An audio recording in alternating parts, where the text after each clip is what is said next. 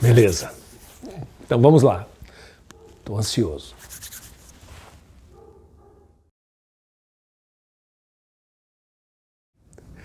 Eu nasci em Jardim América, um bairro de Cariacica, e é bom eu dizer que eu nasci mesmo em Jardim América. Na minha família, eu, meus 4 irmãos, nós nascemos em casa, foi parteira. E eu nasci ali na Rua Paraguai, a rua principal de Jardim América. Dona Zélia Teixeira Franklin Mendes, seu Alvarito Mendes, é daí que veio o meu nome, né?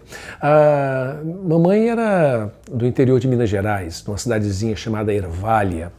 Quando meu pai a conheceu, ela já estava morando em Governador Valadares, mas ela é lá bem do interior de Minas Gerais, e a família de meu pai é daquela região ali de Santa Teresa, é de um patrimônio ali entre Santa Teresa e São Roque do Canaã. E a família veio para a Grande Vitória, se estabeleceu aqui em Jardim América. Ah, tem uma lembrança bem legal. Como eu disse, eu morei na Rua Paraguai, em Jardim América. Essa parte de Jardim América toda, assim como parte de São Torquato, de Cobi de Baixo, Nova América, isso aqui tudo era mangue e foi tudo aterrado. Na minha casa, um dia, apareceu um antigo morador do local, um caranguejo, mas um caranguejo grande. E minha mãe, como eu disse, era lá do interior de Minas Gerais, levou o maior susto, foi um fuzuê lá na minha casa. Eu não me lembro bem o que aconteceu com o caranguejo, eu acho que meu pai, por conta dos gritos da minha mãe, expulsou esse visitante lá de casa, e depois nós descobrimos, lá no fundo, no quintal, tinha a loca. Né? Na verdade, ali era a moradia desse caranguejo. Queria falar das 5 primeiras professoras, porque eu me lembro muito bem delas, do nome delas. A minha primeira professora foi na pré-escola, a dona Hilda. A dona Hilda tinha em cima da casa dela, no terraço, uma escolinha, e ela dava aulas, ela preparava as crianças para o primeiro ano. No primeiro ano eu tive como professora a dona Zaira, no segundo ano dona Celi, no terceiro ano dona Juliette e no quarto ano dona Ziláuria. A gente era criança lá em Jardim América. Essa menina, ela era uma moleca de rua. Ela vivia na rua e vivia implicando com todo mundo, né? Inclusive com a gente. Anos depois, tanto ela quanto eu estudávamos na Escola Técnica Federal do Espírito Santo. Hoje é o IFES, né? Instituto Federal do Espírito Santo. Mas antes era Escola Técnica Federal do Espírito Santo, TEFES. E aí a gente se engraçou um com o outro e tal, e namoramos.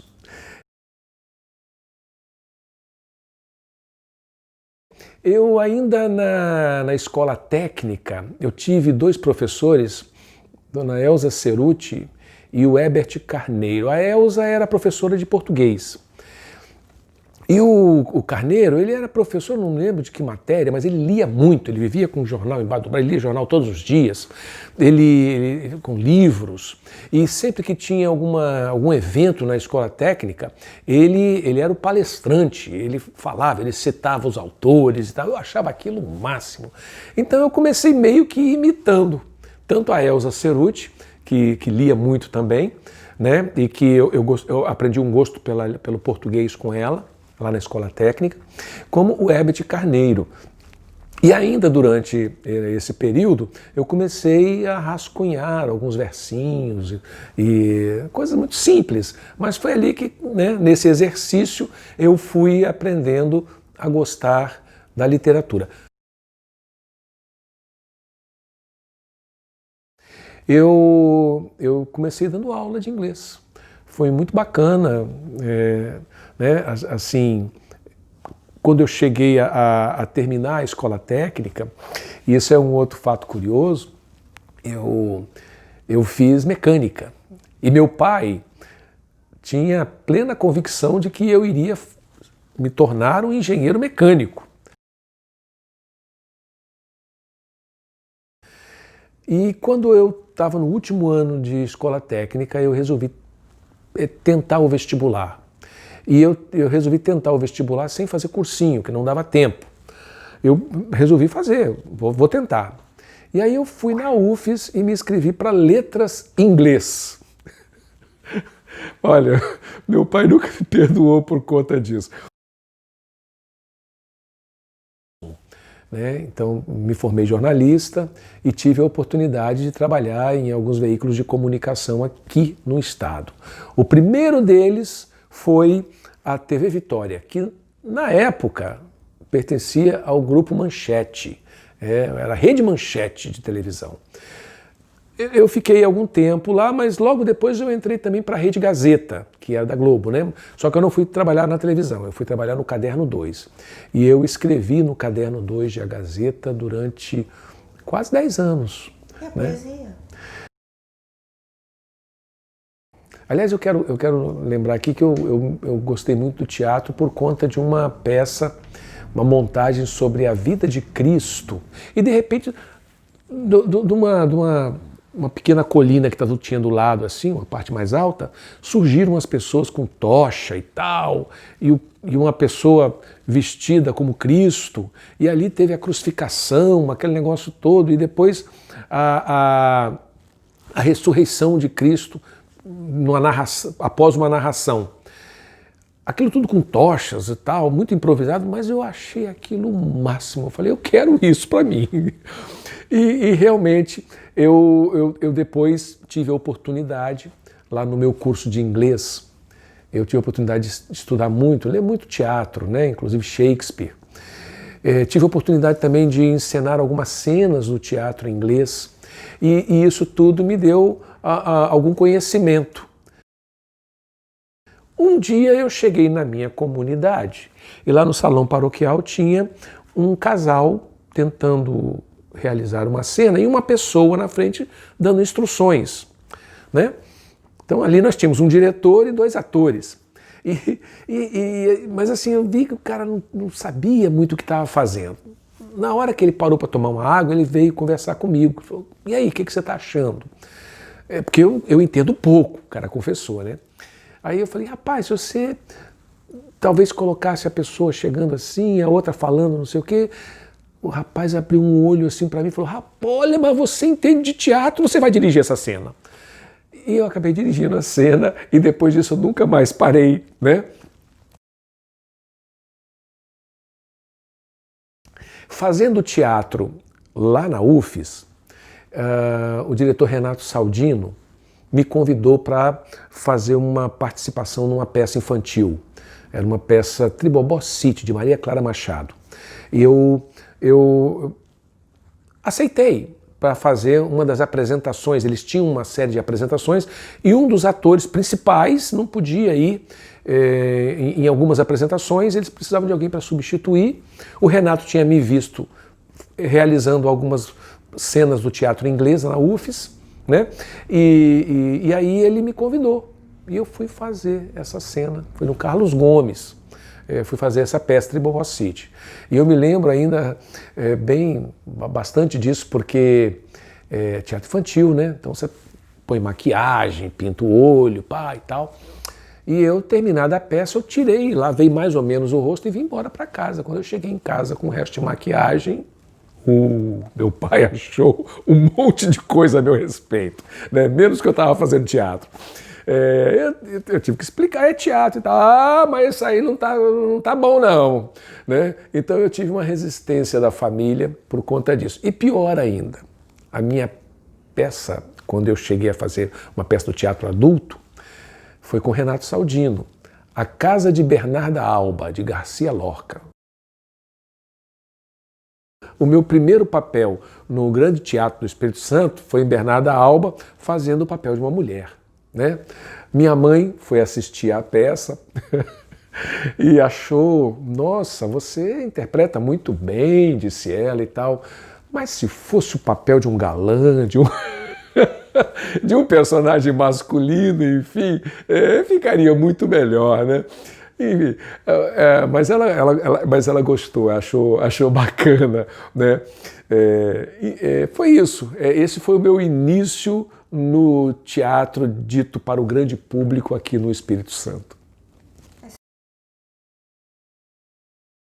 O caso Rosenberg, é bom a gente lembrar. O caso Rosenberg é uma peça, na verdade, o texto não foi originalmente uma peça de teatro, foi um especial para televisão francesa. E depois ele foi adaptado para o teatro. Eu fui o primeiro ator a interpretar o Rosenberg, Julius Rosenberg, na América Latina. Né? Foi aqui em Vitória que a gente fez a primeira montagem do caso Rosenberg. Então, assim, foi uma experiência muito interessante por conta de ser uma peça com um peso político forte, a discussão de uma temática política, né, mundial, e a gente ter feito aqui no Espírito Santo, aqui em Vitória, a primeira montagem na América Latina desse texto, que depois teve outras, né, montagens por aí afora, mas eu fui o primeiro Rosenberg no Brasil, na América Latina.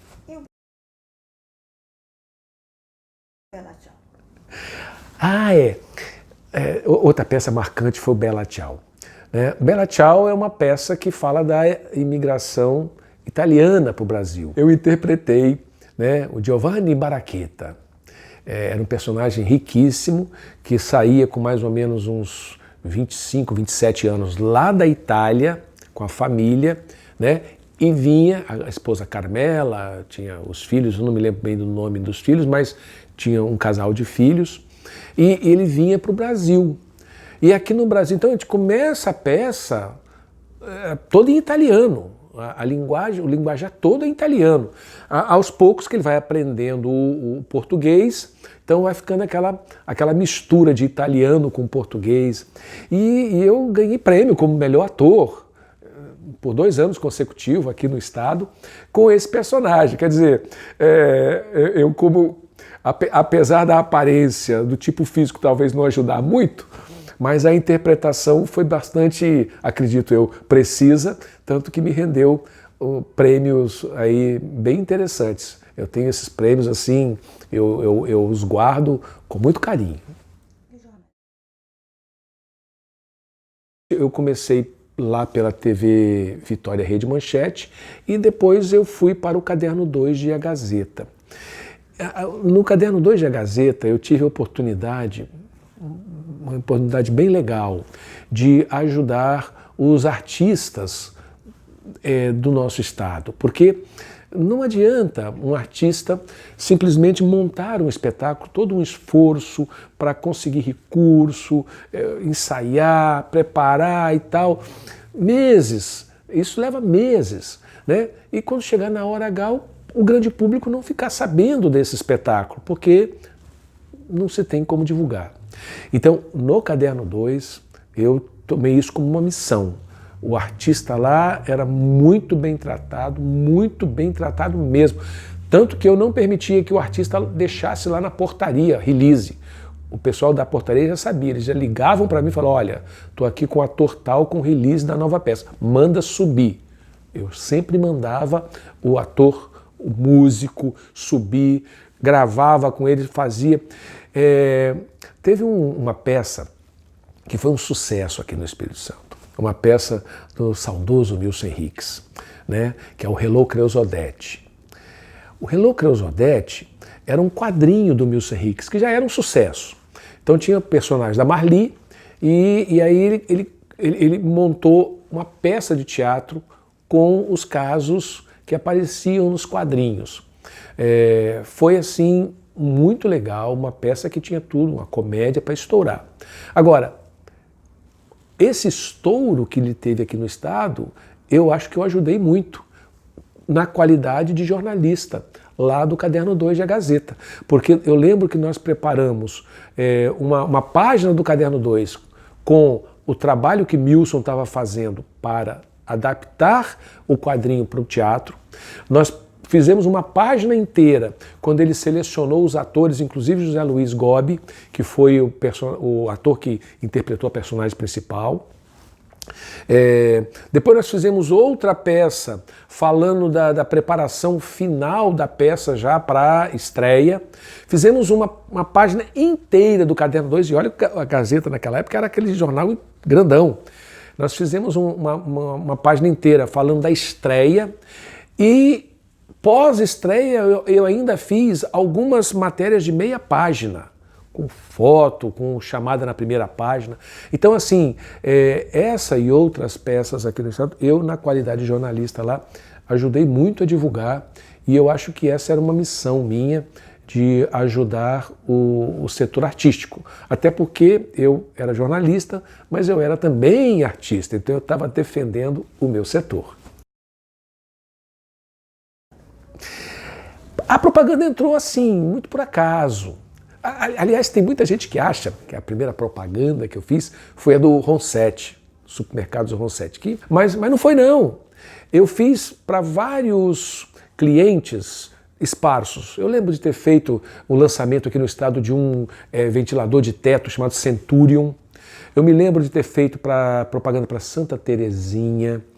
E para outras eu fui fazendo. Até que surgiu uma loja de roupa que me contratou para fazer uma propaganda e gostou do modo que eu vendia. E aí eu fiquei 2 anos fazendo a propaganda dessa rede de lojas de roupa. Chamava Nova Brasília. E eu fiquei 2 anos fazendo, toda semana eu falava das ofertas e tal. Foi assistindo a um dos comerciais da Nova Brasília que o César Ronsetti, um dos proprietários da rede Ronsetti Supermercados, viu o meu trabalho e me convidou para conversar. E aí ele me disse o seguinte: olha, a propaganda nossa, ela é toda feita por artistas de São Paulo, mas é difícil, porque eu quero mudar preço toda semana, e aí eu não consigo trazer o ator toda semana, fica impraticável, não é só caro, o ator não tem tempo, né, porque ele tem outros trabalhos lá em São Paulo. Então eu estava querendo colocar um ator local. A agência de publicidade nossa aqui disse que eu sou maluco, que não vai dar certo, mas eu queria tentar. Topa? Eu falei, topo, vamos fazer, né? Discutimos lá o preço na época e tal, e fizemos. Eu fiz propaganda do Ronsetti durante 10 anos. O Ronsetti eventualmente foi vendido para a rede Carrefour. E eu fui vendido junto com as gôndolas. Eu fiquei 10 anos e meio fazendo a propaganda lá do Extrabom. Tinha até uns amigos meus que diziam que eu aparecia na televisão mais do que o governador do estado. Na época, o jornalismo aqui entrevistava muito o governador e tal. Então o cara aparecia quase todo dia. Eu aparecia todo dia. Era todo dia na televisão, em vários canais, a gente levando para as pessoas uma mensagem muito bacana de ofertas. Né? Tudo que a população queria, né? O preço de um item mais em conta. Então era assim, a gente conseguiu marcar uma época aqui no estado fazendo esse trabalho de servir ao nosso público com ofertas. Foram 10 anos e meio de Extrabom. E como eu disse, foi uma experiência muito legal. Quando eu saí da rede Extrabom, eu até achei que eu não fosse mais voltar para a televisão. Sinceramente, eu achei, meu tempo de televisão acabou. Porém, um tempo depois eu recebo um convite para fazer um teste para um produto novo aqui na praça. Eles iam lançar o Capixaba Cap, um programa como um bingo. E aqui no estado tinham acontecido algumas experiências não muito legais com esse tipo de programa no passado. E aí eu tive que pesquisar da onde é que vem esse Capixaba Cap. E nós conseguimos informações de que por trás desse Capixaba Cap tinha uma empresa muito legal lá do Recife, Pernambuco, né, o Grupo Pascoal, que tinha imobiliária, tinha uma série de negócios lá, e eles aqui bancavam esses programas que tinha em 9 estados, e em alguns estados já há vários anos, né? Então eu fiquei muito seguro com relação a isso. Falei, poxa, peraí, é uma empresa séria. Então vamos fazer um programa ao vivo, 1 hora de duração. Você sabe o que é um programa ao vivo com 1 hora de duração? É um exercício de concentração. É muito legal, cara. Pra gente que é ator, olha, uma experiência fantástica. E eu, eventualmente, parei com o Capixaba Cap porque me surgiu um convite para fazer algo que eu gosto muito também, que é ser gestor público da cultura.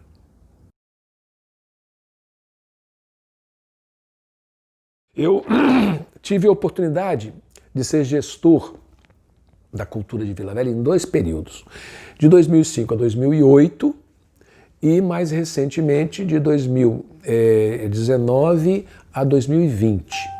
Eu tive nas 2 oportunidades, né, condições de colaborar muito com a classe artística, criando muito mercado de trabalho. Aliás, todo o trabalho que eu fiz foi baseado em 3 pilares. Um deles era a oferta de bens culturais de qualidade para a nossa gente e para o visitante de Vila Velha, que é uma cidade turística, né, por excelência. O segundo pilar é a criação de mercado de trabalho para os nossos artistas. E o terceiro pilar é contribuir para que Vila Velha tenha uma imagem bacana de cidade que apoia e fomenta a cultura. Então, todo o meu trabalho foi baseado nesses 3 pilares e, ao que parece, deu muito certo. Nós conseguimos movimentar bem a cena cultural em Vila Velha, criar uma certa efervescência cultural, até porque Vila Velha merece, né? Vila Velha, o berço do Espírito Santo, uma cidade com uma história fantástica, uma cidade com 32 quilômetros de praia, e isso aí já atrai muito visitante.